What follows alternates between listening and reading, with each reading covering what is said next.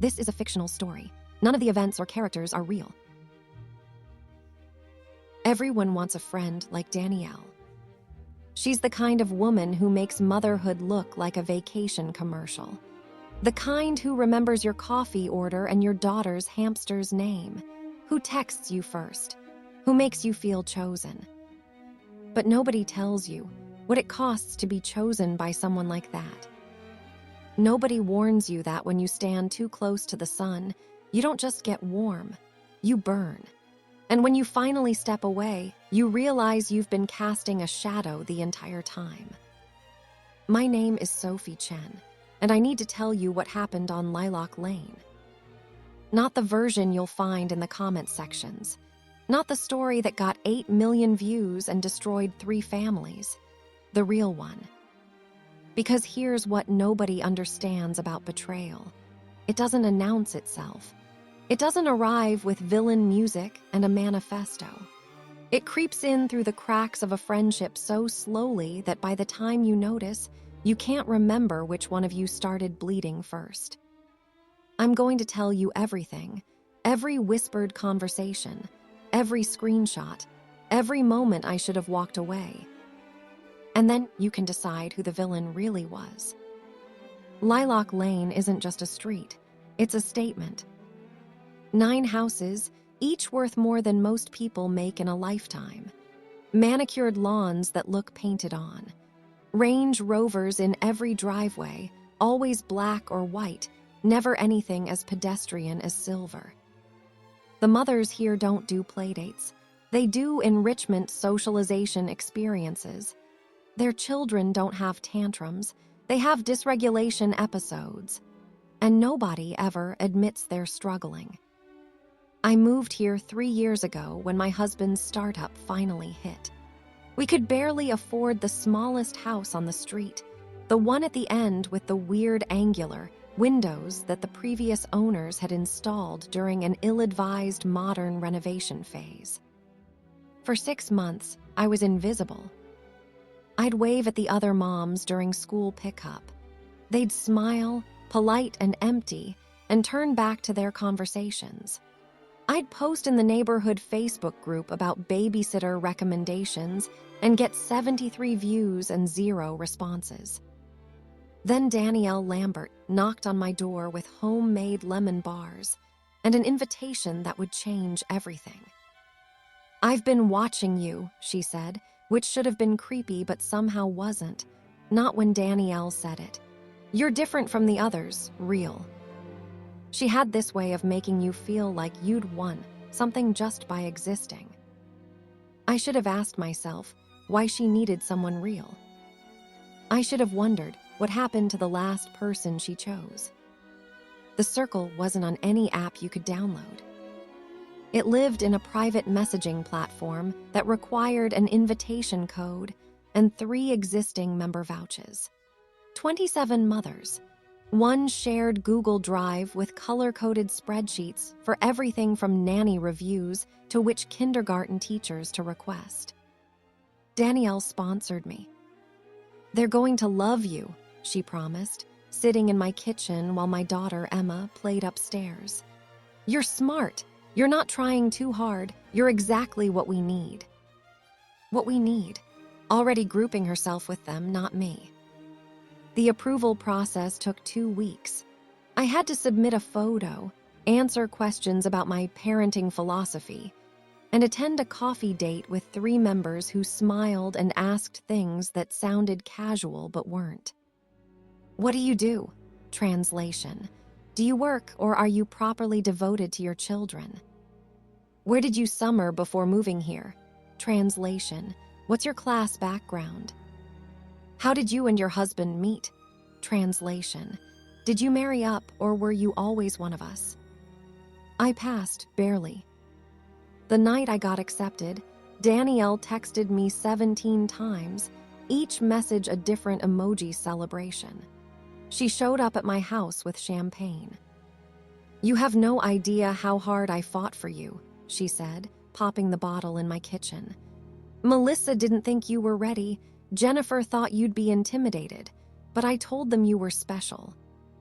I glowed under her words like a plant, finally getting sunlight. I didn't know yet that she wasn't saving me. She was owning me. For 3 months, being in the circle felt like finding a religion I didn't know I needed. We had weekly wellness walks that were actually gossip sessions about which families were struggling financially. We had monthly dinner parties where we discussed books nobody had read. We rated everything: schools, restaurants, nannies, other mothers. And Danielle was the sun we all orbited. Her Instagram had 42,000 followers. Her marriage to Marcus, a tech executive, looked like it had been art-directed by Nancy Meyers. Her son, Tyler, was in the gifted program. Her house smelled like vanilla and looked like a Pottery Barn catalog had exploded in the best possible way.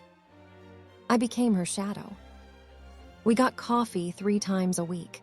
Our daughters had playdates every Tuesday.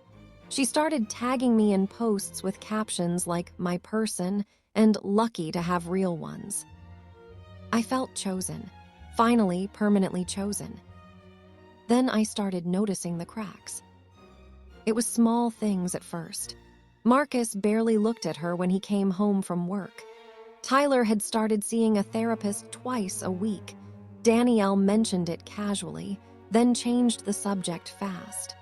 She posted a photo of a date night dinner, but I'd seen Marcus's car in their driveway that entire evening. One Tuesday, I arrived early for our playdate. Through the window, I could see Danielle sitting at her kitchen island, phone face down, shoulders shaking. She wasn't crying loudly. It was the quiet kind, the kind that comes from practice. When I knocked, she transformed. Smile bright, voice steady. "You're early. Come in, I just made those cookies Tyler loves." We never talked about what I'd seen. But something shifted in my chest. A small, dark bloom of satisfaction. The queen was bleeding, and I liked it. Danielle started using me. I didn't see it at first because she was so good at making it feel like love. She'd call me for advice about Tyler's struggles, then post about a friend who really gets parenting without tagging me. She'd ask me to help organize circle events, doing all the grunt work while she posted the pretty photos and got the credit.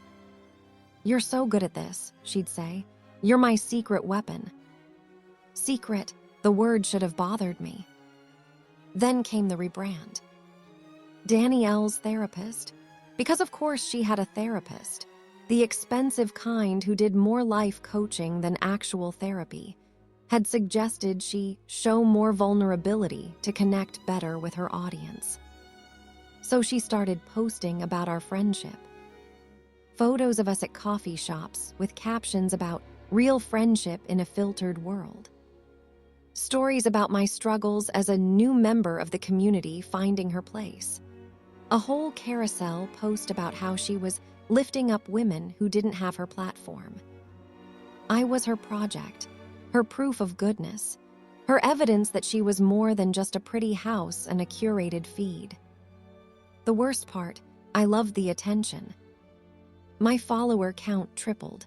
Other circle moms started inviting me to things. I got asked to co-host a book club. But then Jennifer pulled me aside after a wellness walk. "Just be careful," she said, voice low. "Danielle does this. She finds someone who needs her, makes them feel special, then," she stopped. "Just be careful." "Then what?" I pressed. Jennifer smiled, sad. "Then she finds someone new." I asked Danielle about it that night over text. "Has Jennifer always been like that? Kind of. Bitter." "Oh, honey, she's just jealous. We're close and she can't handle it. She was my best friend before you. You see how that turned out." I should have asked more questions. I didn't know yet that I wasn't her friend. I was her story. I found it by accident. Danielle had asked me to grab her phone from her bedroom while she dealt with a tantrum Tyler was having in the backyard. Her screen was unlocked, open to messages. I shouldn't have looked. But there was a thread called M Private at the top, and my thumb moved before my brain could stop it. The messages were between Danielle and Marcus, except they weren't the kind married people send. They were cold, transactional, coordinating schedules like business partners. Then I scrolled up. Marcus, 3 weeks ago. I'm staying at the Hampton through Thursday. Tell people I'm traveling for work. Danielle, fine, but you're still posting the anniversary photo I picked. Marcus, you're really going to keep doing this. Danielle, we both know what we lose if we don't. Just smile for the camera, Marcus. You're good at that. My hands were shaking. I heard Danielle's footsteps on the stairs. Without thinking, I took a screenshot, then another, deleted them from her photo stream, airdropped them to myself, cleared the transfer notification. By the time she walked in, her phone was back on the nightstand, and I was examining a framed photo of Tyler like I'd been there the whole time. Everything okay? She asked. Perfect, I said. That night, I stared at the screenshots for 2 hours. The perfect marriage was a performance. The date nights were staged, though my person posts were marketing. And I was the only one who knew. For the first time in my life on Lilac Lane, I held the power. The post went live at 11:47 p.m. on a Tuesday. It appeared in the Circle's private feed, anonymous, untraceable. A simple photo, a spreadsheet, the one we all knew existed but pretended we didn't. The one ranking every family on Lilac Lane by net worth, with columns for authentic wealth versus leveraged lifestyle. 7 families were marked in red, underwater, faking it. The caption was 3 words, "Who's lying now?" By midnight, the entire group had imploded. Messages flooded in, screenshots flying, accusations, denials, people demanding to know who had access to the spreadsheet, who took the photo, who would do this to the group. Melissa posted a voice note, actually crying. This is a violation of trust. Whoever did this is poison. We need to shut down until we figure out who the traitor is. At 1:03 a.m., Jennifer, the group admin, made an announcement. The Circle is suspended indefinitely. All members removed. Do not create alternate groups. We will rebuild when we can trust again. 27 women, suddenly cut off from their social oxygen supply. The chaos spilled into texts, private calls, parking lot confrontations during morning drop-off. Nobody knew who did it, but everybody had theories. I sat at my kitchen island, phone glowing in the dark, watching it all burn. And here's the truth I couldn't admit to myself then. I felt alive. Someone wanted destruction. Everyone wanted someone to blame. Danielle called me at 6:47 a.m. Did you see it? Her voice was tight, controlled. Someone is trying to destroy us. I saw, I said carefully. Meet me at Bluebird Coffee. Now, don't tell anyone. When I arrived, she was already there, sunglasses on despite the overcast morning. No makeup, hair in a bun. This was Danielle undone, and it felt like seeing a celebrity without Photoshop. It was you, wasn't it? The words hit me like cold water. What? Sophie, she leaned forward. I vouched for you. I brought you into this group. You were the newest member, the one with the least to lose. Danielle, I didn't. Everyone's saying it. Jennifer thinks it was you. Melissa's been texting me nonstop. They think you were jealous, that you wanted revenge for being the lowest ranked family. My face went hot. I would never. Then who was it? Her voice cracked. Because someone did this, and now everyone's looking at me like I'm responsible for bringing in a traitor. She stood up, chair scraping loud. You know what the worst part is? I actually defended you. I told them you weren't capable of this." She laughed, bitter. "God, I'm so stupid." She left me sitting there, coffee untouched, every eye in the cafe on me. The shame was physical, burning. But underneath it, something else was growing. Ray. She'd thrown me to the wolves, protected herself by sacrificing me.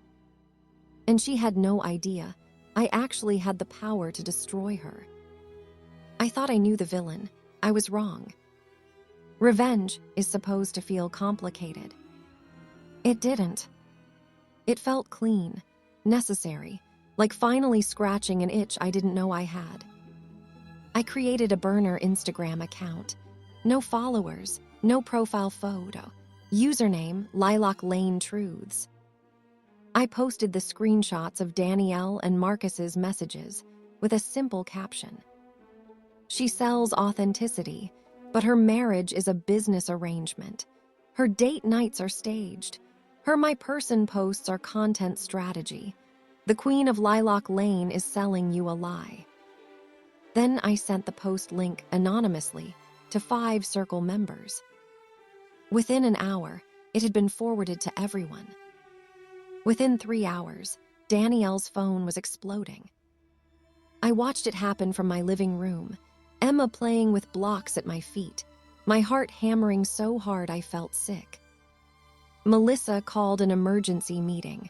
Not on the platform, the circle was still suspended, but a real one, at Jennifer's house. 7 of us showed up. Nobody mentioned that I wasn't invited. I came anyway. When I walked in, the energy shifted, uncomfortable, but also electric. "Is it true?" Melissa asked Danielle directly. "Is your marriage fake?" Danielle looked small, diminished. "It's complicated. We're working on things privately. This is nobody's business." "You made it our business." Jennifer's voice was sharp. "You built your entire brand on authenticity. You sold courses about real marriage. You judged the rest of us for being fake. And you accused Sophie," Melissa added, looking at me, "when it wasn't even her." The vindication tasted like metal. Danielle's eyes met mine across the room, and in that moment, I saw her understand. Not who posted the spreadsheet, but who posted her secrets. Her face didn't crumble, it hardened. "You're right," she said quietly. "I shouldn't have accused anyone. Clearly, I don't know who to trust anymore." She left without another word. The circle reopened the next day. New admin, new rules, new hierarchy. And Danielle Lambert's name wasn't on the list. Justice feels just like revenge. The truth came 3 days later. Jennifer called me. Her voice was strange, careful. "You need to see something." She sent me a link to a private Instagram story, posted by Melissa's Finsto account, the secret one she thought nobody knew about. It was a photo of her computer screen, dated 2 days before the circle exploded. The spreadsheet, the exact photo that had been posted. And a caption, "Insurance policy, time to reset the power structure." The story was still up. She'd forgotten to delete it. "Melissa did it," Jennifer said. "She's been planning this for months. She wanted Danielle out.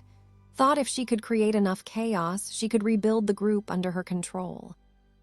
My stomach dropped. "But why did she let everyone think it was me?"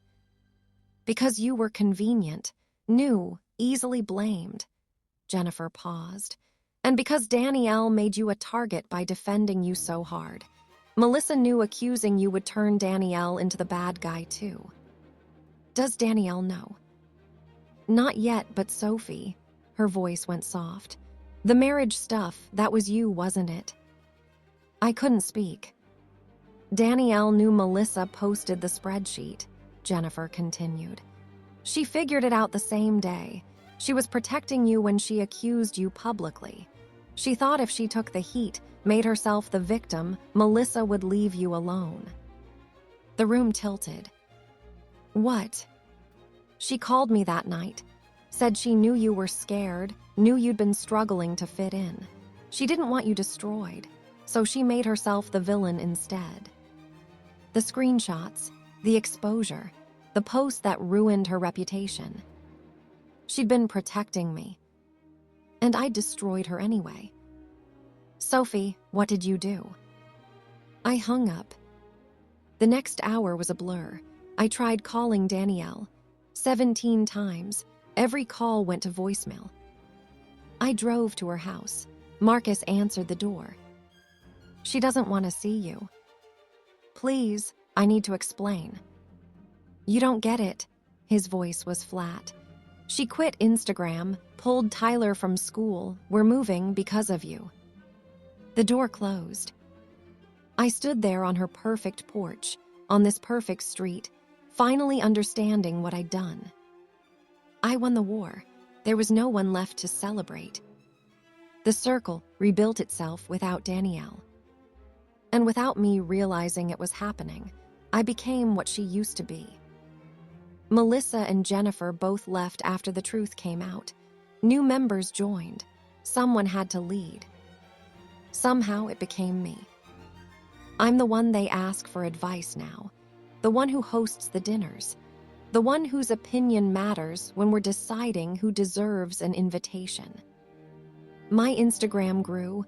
I started posting about authentic motherhood and finding your people.